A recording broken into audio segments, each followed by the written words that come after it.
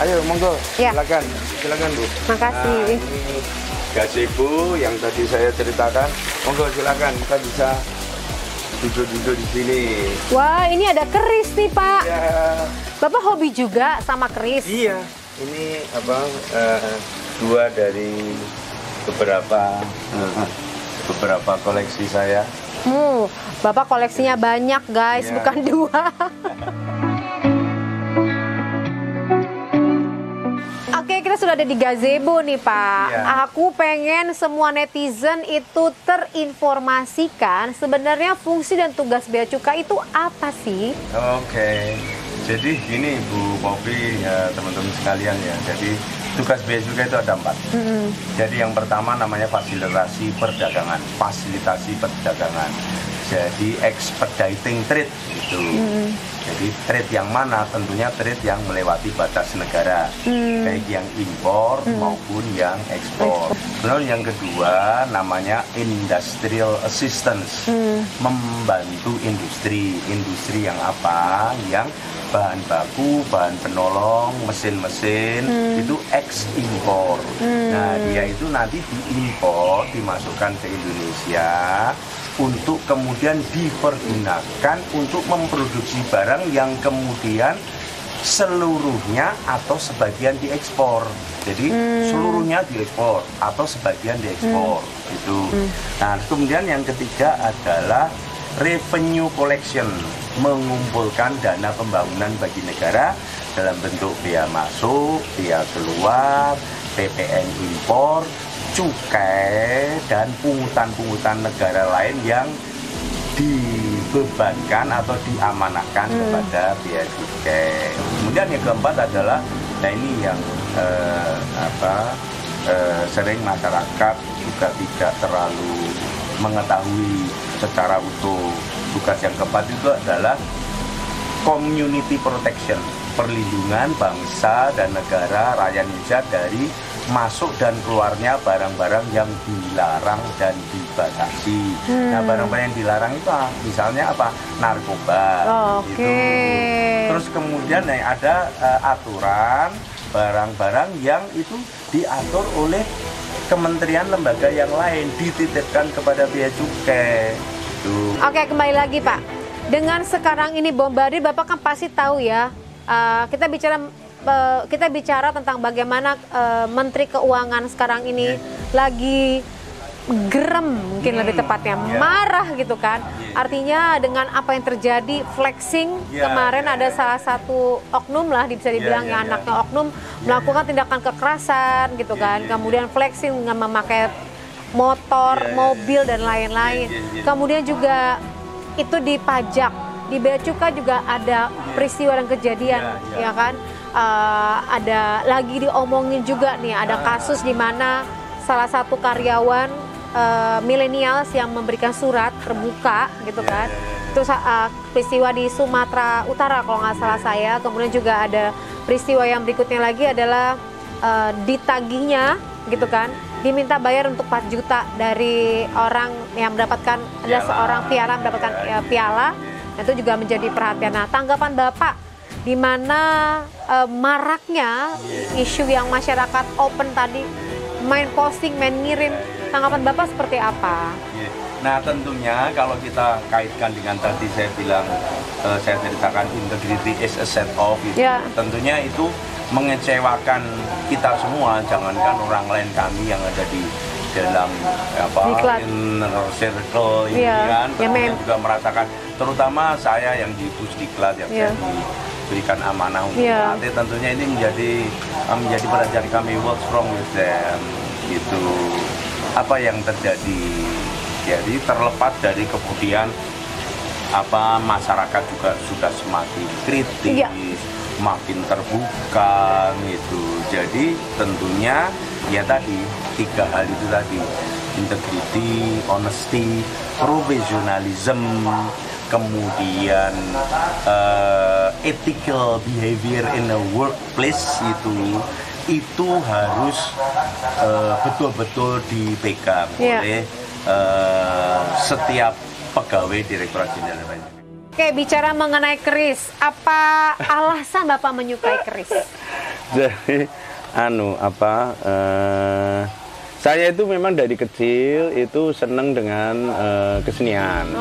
Dulu saya belajar nabuh gamelan. Jauh saya dari Solo. Itu saya belajar nabuh gamelan, belajar menari gitu. Iya gitu. Terus saya itu seneng museum. Jadi saya itu seneng museum. Jadi memang saya itu orang kuno kan gitu. Jadi seneng museum. Jadi kalau sudah di museum itu bisa berjam-jam sampai yang nganter juga males, saya masih ada di situ kan itu. Seneng aja dikit. Nah, antara ini keris. Jadi keris itu sebetulnya kalau filosofi Jawa, laki-laki dewasa Jawa itu harus punya 3 hal. Rumah, kemudian tunggangan, dan tunggangan itu kendaraan. Kuda dokar atau apa gitu. Jadi punya rumah, artinya rumah itu ya dengan tempat tinggal, dengan kesejahteraannya. Tunggangan kan gitu. Terus kemudian yang ketiga adalah curigo. Curigo itu keris. Itu. Kenapa namanya curigo? Curigo. Jadi curigo bahasa Jawanya curigo keris kan gitu. Artinya itu sesuatu bukan curiga. Bukan curiga ya? Bukan curiga. Oh, oke. Jadi ageman lah kan itu. Ageman dalam pegangan. Ageman itu sebenarnya baju. Harfiah literally baju, tetapi itu adalah ageman itu ya kita baju itu sama dengan kewibawaan, sama dengan status gitu. Sehingga keris itu antara dia itu milik petani, milik pedagang, milik ulama, milik guru, milik sultan, milik keluarga sultan, keluarga kerajaan itu berbeda. Gitu. Kenapa? Keluarga kerajaan ya itu karena semuanya menyesuaikan dengan itu. Jadi orang itu semua harus menyesuaikan dengan situasinya masing-masing. Tidak gege mongso bahasa Jawanya. Tidak memaksakan menjadi orang lain. Itu. Bapak punya semua keris yang ada. Iya, makanya ada. Nah, keris saya itu anehnya kan gitu ya. Bapak kan punya semua strata. Iya. Nah, itu yang sebetulnya tidak begitu. Anehnya 90% lebih keris saya itu genrenya adalah genre kerisnya guru. Genrenya kerisnya pandito kan itu. Genrenya kerisnya yang biasanya dimiliki oleh orang yang profesinya itu ngasih tahu orang lain, ngajari orang lain gitu. Jadi aneh. Itu emang keris itu dibeli atau dapat sendiri? Nah, ya ada yang dibeli, ada yang cuma kami orang-orang perkerisan itu eufemisme menghaluskan. Jadi tidak boleh bilang membeli. Itu memahari, mengalih rawat. Itu kan kalau mau mengambil anak orang kan dimahari, kan bukan dibeli. Kan itu bukan dibeli tapi dimahari. Kan itu alih rawat itu dan biaya perawatannya dari mertuan ini tak ganti. Gitu. Nah, gitu. Jadi Pak Un ini tidak seperti yang kita bayangkan ya. Beliau ini humble gitu kan. Pengetahuannya luas gitu kan. Kemudian humoris, kalau Anda tahu di belakang layar saya ketawa-ketawa aja kalau ketemu sama beliau. Tapi tegas gitu loh. Dan punya prinsip serta berkeinginan banget untuk mengubah keadaan khususnya di Bea Cukai untuk menjadi lebih baik lagi. Nah, Pak Un, terima kasih loh hari ini. Matur nuwun, terima kasih hadirnya. Udah dikasih penjelasan tentang filosofi dan udah digambarkan. Semoga diskusi ini bisa mencerahkan untuk masyarakat ya. Bapak ada yang ingin disampaikan kepada netizen aku? Titip Bu Popi, teman-teman sekalian, silakan mampir ke Pusdiklat Bea Cukai di Rawamangun. Kami dekat gedungnya dengan Direktorat Jenderal Bea Cukai. Silakan bisa datang untuk ngobrol-ngobrol tentang isu-isu kepabeanan dan cukai. Kemudian ada juga kami punya media sosial. Silahkan dicek di Instagram kami Pusdiklat BC, cek di KLC Kementerian Keuangan Learning Center. Itu open access, siapapun bisa melihat di situ materi-materi apa terkait dengan kepabeanan cukai, barang penumpang, email dan lain sebagainya, isu-isu seperti itu.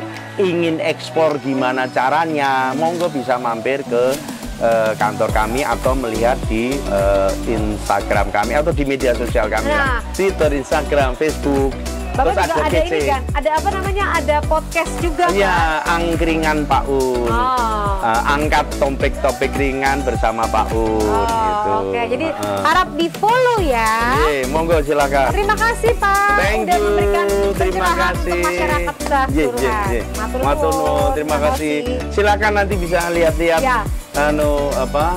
teman-teman Hasil yang ya. sedang berlatih. Berlatih. Oke. Oke guys, demikian diskusi aku hari ini bersama Pak On. Moga-moga ini mencerahkan kita.